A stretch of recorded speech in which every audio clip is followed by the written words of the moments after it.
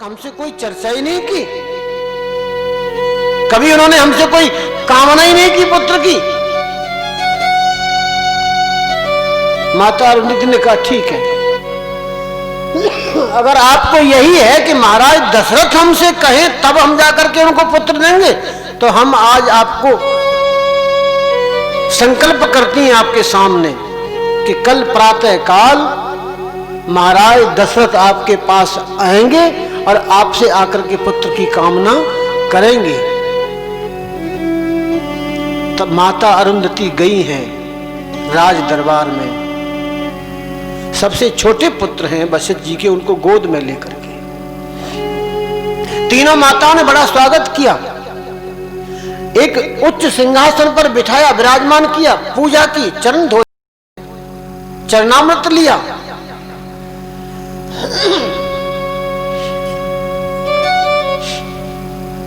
माता अरुंधति ने बच्चे को नोच दिया। बच्चे की कोमल त्वचा, मुलायम त्वचा, बच्चे को जब नोचा तो बच्चा रोने लगा। महाराज दशरथ आ गए, हे मां आप पधारी, आपका स्वागत है, हमारा सौभाग्य है, आज हमारे घर आप आई हो, हमारे कुल पर आपने बड़ी कृपा की है। इतनी देर में दोबारा से माता अरुंधति ने बच्चे को जोर से नोचा, और जोर से जब नोचा तो बच्चा जोर से रोने लगा। माता कौशल्या ने पूछा क्या बात है गुरु माता, ये क्यों रोते हैं? माता अरुंधति ने कहा बच्चे का स्वभाव है रोना, दूध पी करके सो जाना, बच्चे का स्वभाव है रोना। महाराज दशरथ ने कहा नहीं गुरु माता, बच्चे का स्वभाव तो है लेकिन ये इनका स्वभाव नहीं है, क्योंकि ये मेरे गुरुपुत्र हैं, ये कारण नहीं रो रहे हैं, इनके रोने का कोई ना कोई कारण जरूर है, कोई ना कोई हेतु जरूर है। माता अरुंधति ने कहा महाराज इसके रोने का कारण है, आपने ठीक पहचाना, इसके रोने का हेतु है, लेकिन ये आपसे कुछ नहीं कह रहा, आपसे कुछ नहीं कहना चाहता, ये तो अपने पिताजी से कहना चाहता है कि हे पिताजी आप महाराज दशरथ के गुरु हो, और मैं जब बड़ा हो जाऊंगा तो मैं किसका गुरु बनूंगा, क्योंकि उनके यहां तो कोई पुत्र ही नहीं है। और ये शब्द जब सुना महाराज दशरथ ने, तो आज पूरे जीवन में महाराज दशरथ के मन में कामना आई, अरे दशरथ तेरे कोई पुत्र नहीं है। अब गुरु माता तो चली गई, रात भर नींद नहीं आई महाराज दशरथ को। प्रातः काल 4 बजे जगे हैं, स्नान किया, तैयार हुए। आज महामंत्री सुमंत को नहीं बुलाया, सारथी को नहीं बुलाया, स्वयं घुड़साल में गए, घोड़ों को खोल करके लाए, रथ में जोड़ा, स्वयं रथ चला करके जा रहे हैं।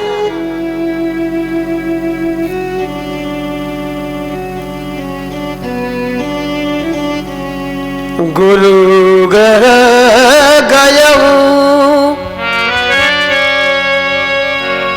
तुरत महिपाला,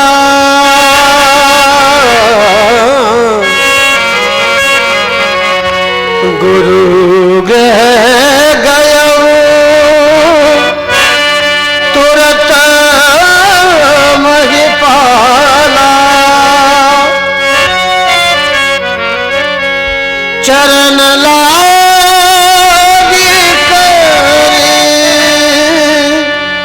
विनय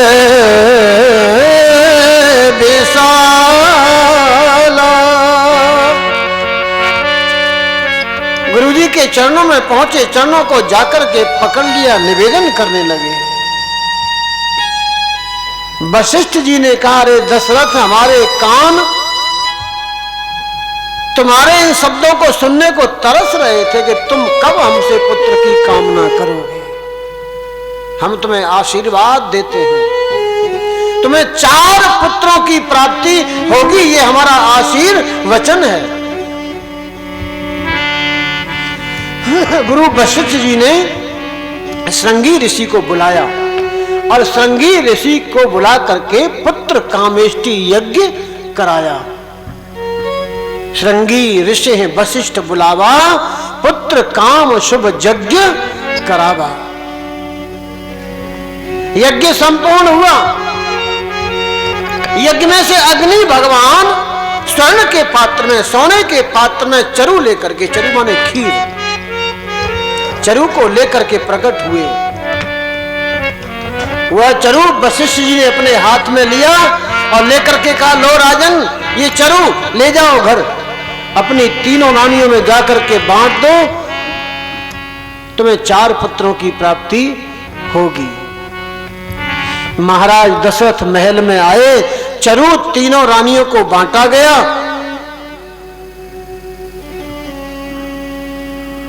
और तीनों रानियों के गर्भ में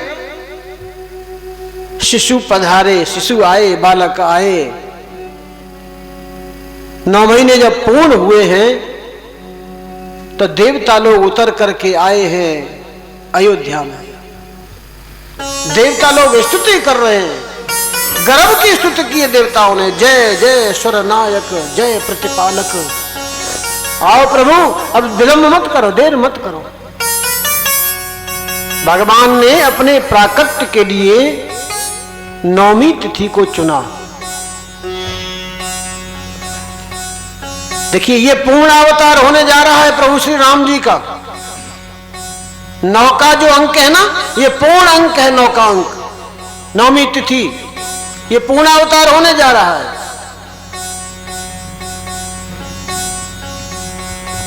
भगवान सूर्य 12 कलाओं में जाकर के पूर्ण होते हैं और भगवान चंद्र 16 कलाओं में जाकर के पूर्ण होते हैं। भगवान श्री राम 12 कला से अवतरित हुए और भगवान श्री कृष्ण 16 कला से अवतरित हुए। ये दोनों ही पूर्ण अवतार हैं। बड़ा ही सुंदर मदमास दिन के ठीक 12 बजे, मध्य दिवस अति शीतन घामा, पावन काल लोक विश्रामा। न अधिक धूप है, न अधिक सर्दी है।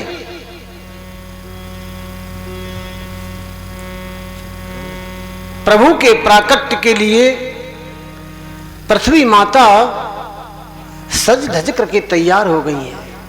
देखिए, भगवान की 2 पत्नी हैं, एक श्रीदेवी और एक भूदेवी। श्रीदेवी माने लक्ष्मी और भूदेवी माने पृथ्वी माता। पृथ्वी माता सज धज के तैयार हो गई है कि धराधाम पर प्रभु आ रहे हैं अवतार लेकर के। जैसे प्रवासी प्रियतम से मिलने के लिए एक प्रिया उत्कंठित रहती है ना, ऐसी उत्कंठा से भर गई है पृथ्वी माता। मंगलमय चिन्हों से सुशोभित हो गई है पृथ्वी माता। 9वीं तिथि मधुमास पुनीता, शुक्ल पक्ष अभिजित हरिपीता। शुक्ल पक्ष चैत्र का महीना, अभिजित मुहूर्त। भगवान के प्राकट्य के समय बहुत तैयारी की गई है। अयोध्या के संत महापुरुषों के हृदय में बड़ा ही आनंद है। महारानी कौशल्या के भवन के ऊपर पुष्पों की वर्षा कर रहे हैं देवता लोग। भगवान श्री राम का प्राकट्य बड़े ही मध्यम स्वर में सब लोग मिलकर के गाइए। भय प्रगट कृपाला, दीन दयाला, कौशल्या हितकारी, हर्षित हित लीन मनुज अवतार।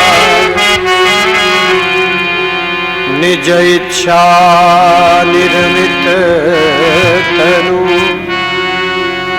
माया गुण गोपाल।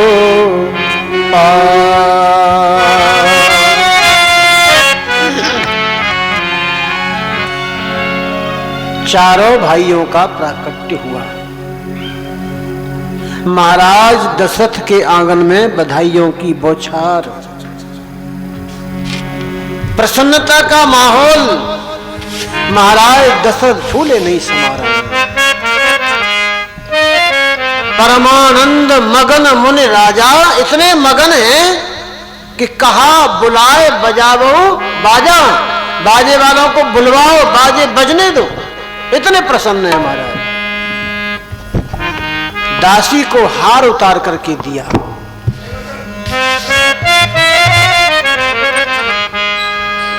दासी ने कहा महाराज मुझे हार नहीं चाहिए, अगर देना ही चाहते हो ना तो आपके बड़े पुत्र हैं ना उनको मेरी गोद में दे दो। और महाराज दशरथ इतने प्रसन्न है उठा करके राम जी को दासी की गोद में दे दिया। इतने प्रसन्न है महाराज दशरथ।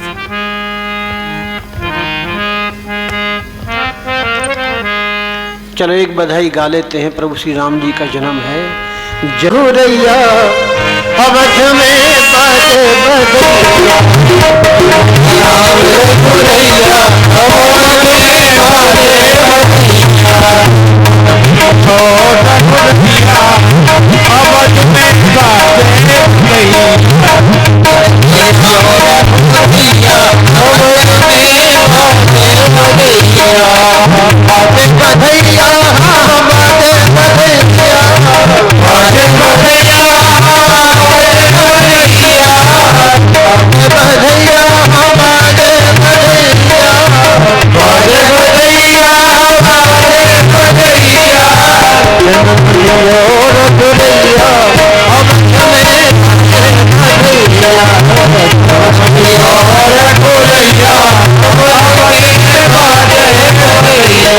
Yeah.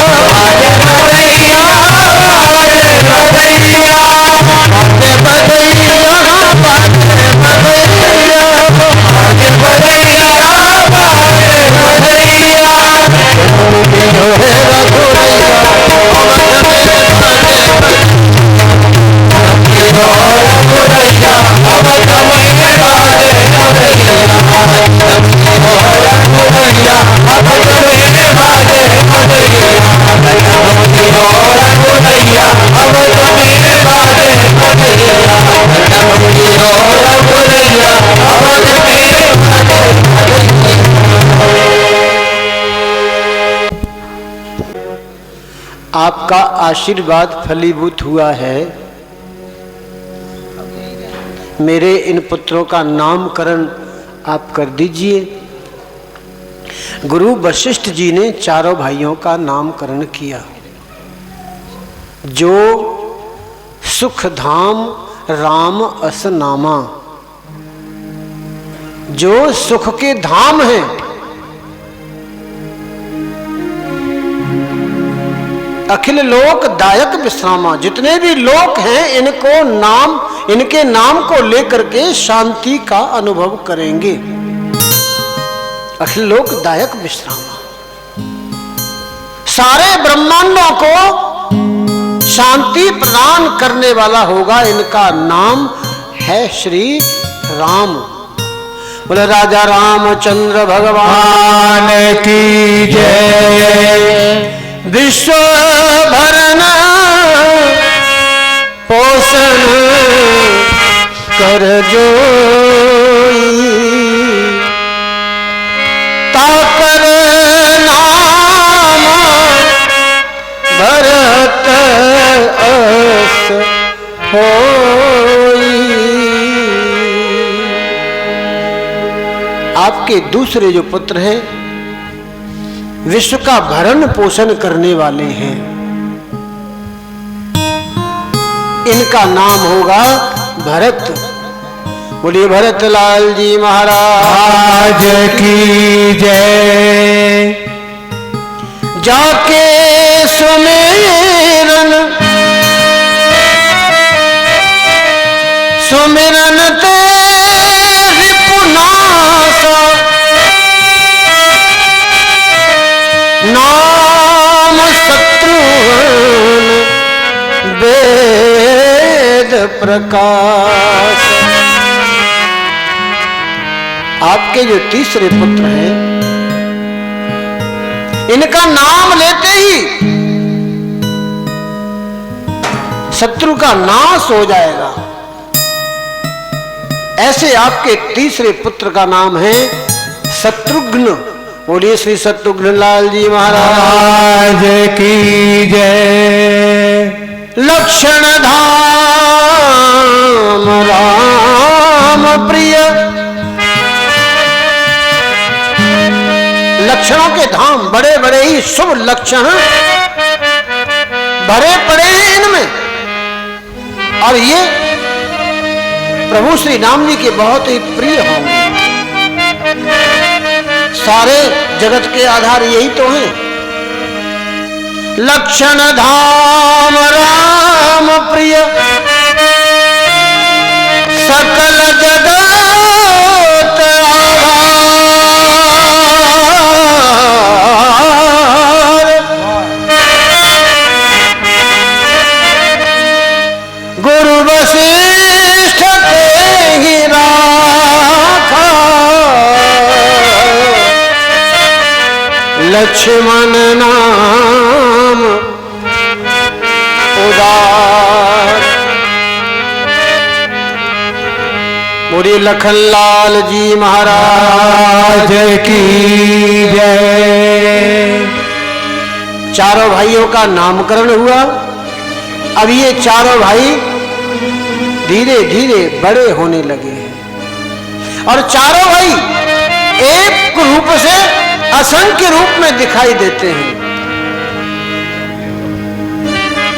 प्रभु श्री राम जी जब से पैदल चलने लगे हैं ना, तब से रोज महाराज दशरथ प्रभु श्री राम जी के साथ ही बैठ के भोजन करते हैं। एक बार माता कौशल्या ने भोजन की थाली लगाई। महाराज दशरथ भोजन करने के लिए बैठे हैं। महाराज दशरथ आवाज लगा रहे हैं कि आओ बेटा राम, आओ भोजन कर लो, तुम्हें भूख लगी होगी। लेकिन प्रभु श्री राम भाइयों के साथ में क्रीड़ा कर रहे हैं, खेल रहे हैं, नहीं आ रहे हैं।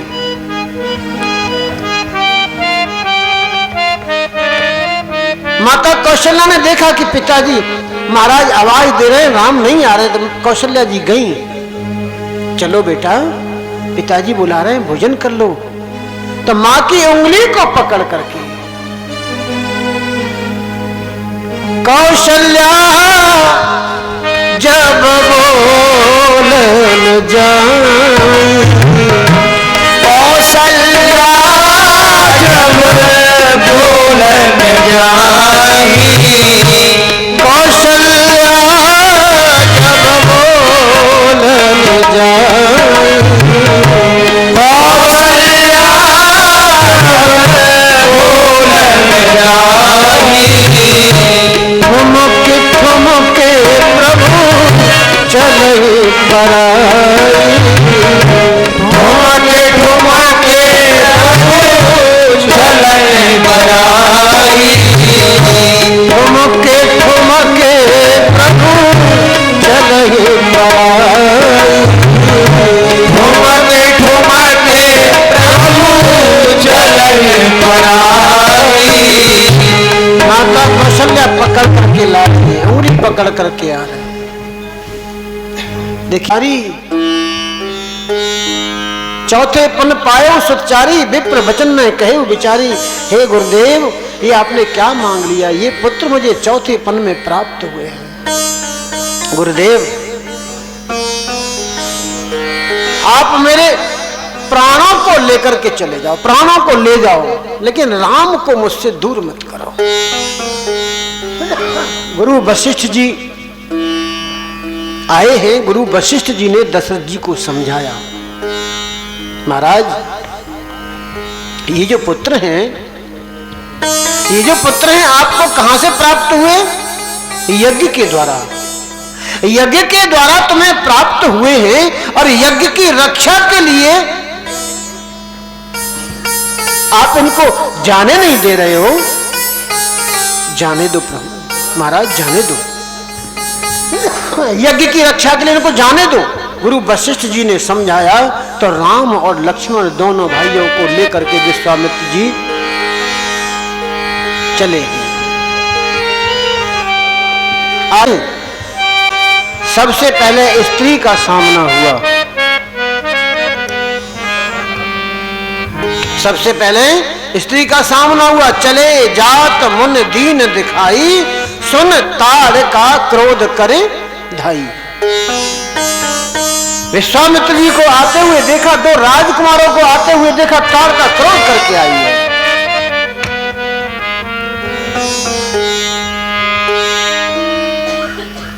विश्वामित्र जी ने कहा, राम क्या देख रहे हो? क्या देख रहे हो?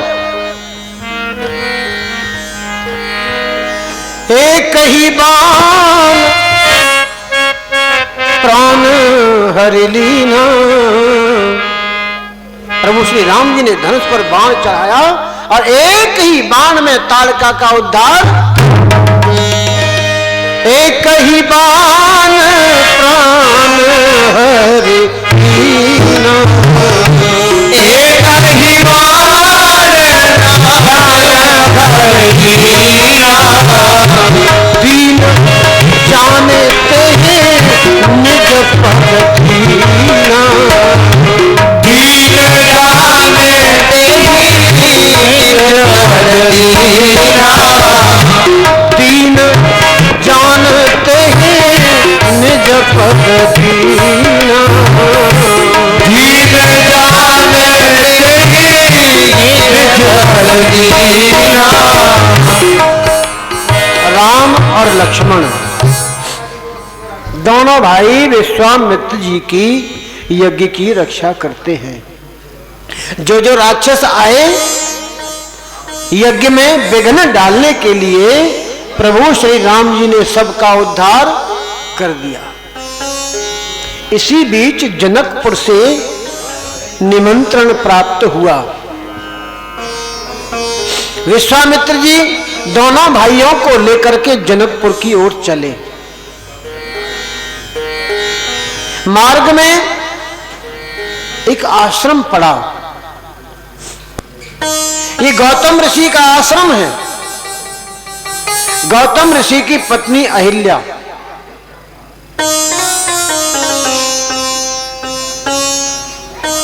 गौतम ऋषि की पत्नी अहिल्या ये जड़वत हो गई थी, पत्थर जैसी हो गई थी, न कुछ खाती हैं, न कुछ पीती हैं, न किसी से बोलती हैं,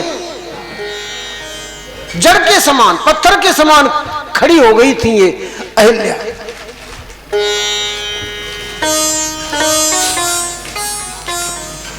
क्यों? क्योंकि इनके पति ने इनको शाप दिया था। गौतम ऋषि का जो आश्रम था पतझड़ हो गया, वहां के वृक्ष सूख गए, कोई पक्षी उस आश्रम में नहीं। जयकारा शेरावाली का।